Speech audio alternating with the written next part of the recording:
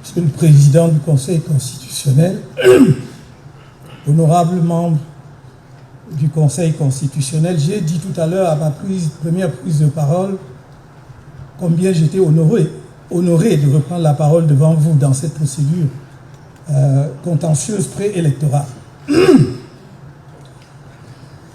C'est un moment particulier, mais je vais m'en tenir au cadre que vous avez fixé vous-même, Monsieur le Président, après les interventions brillantes de mes conseils, y compris ceux qui ont fait une intervention volontaire dans le cadre de la procédure engagée par M. Yepka, ma tâche est rendue extrêmement facile et je voudrais faciliter la vôtre en rappelant seulement ceci.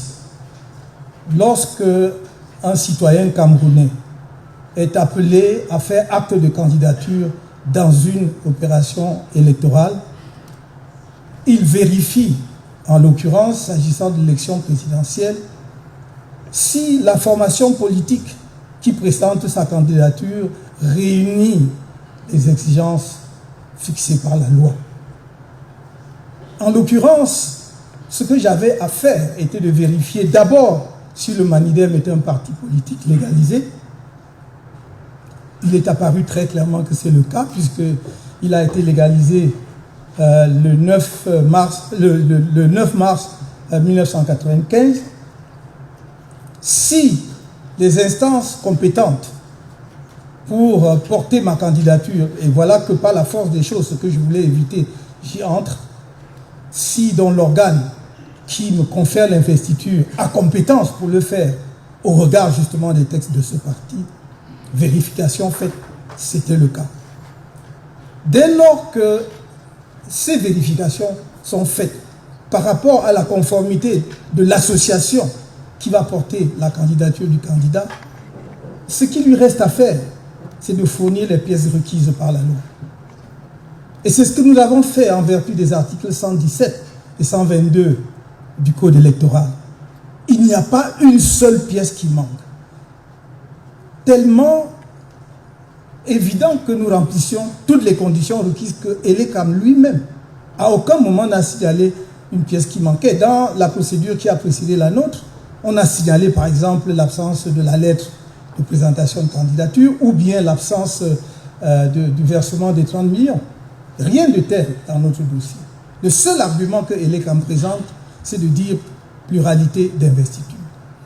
Mais on vous a démontré à suffisance qu'il n'y a pas de pluralité d'investiture. Et il ne pouvait pas y avoir pluralité d'investiture, surtout si celui qui prétend présenter une autre candidature ne rapporte pas la preuve qu'il est membre de l'association, qu'il est encore et toujours membre de l'association en question. Et il apparaît de toute évidence qu'il a cessé d'être membre de cette association depuis 2018. On vous a fourni les éléments pertinents à cet égard.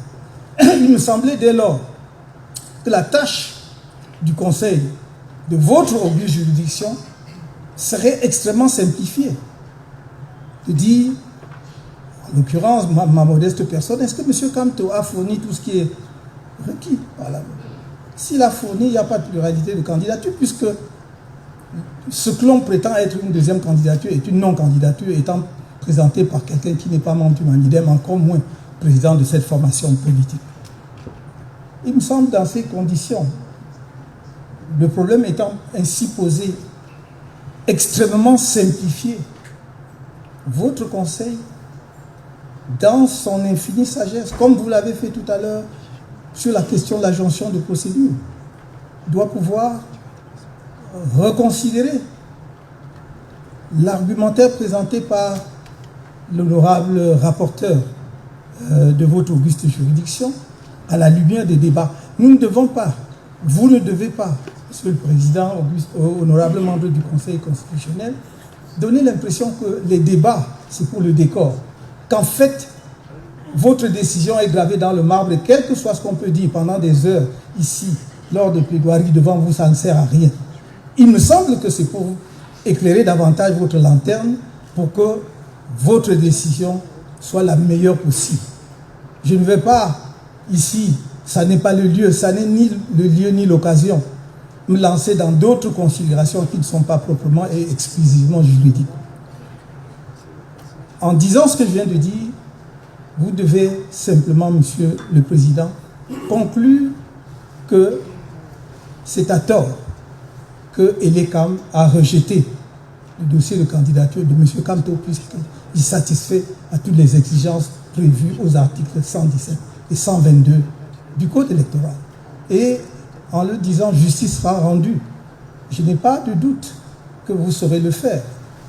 Je n'ai pas ici besoin, encore une fois, je l'avais dit une fois, de rappeler l'estime que j'ai pour les uns et les autres, parce qu'il se trouve que je connais un certain nombre de membres du Conseil constitutionnel. Et je pense que vous saurez dire ce qui est bon pour la justice, pour le droit et pour la République. Je vous remercie.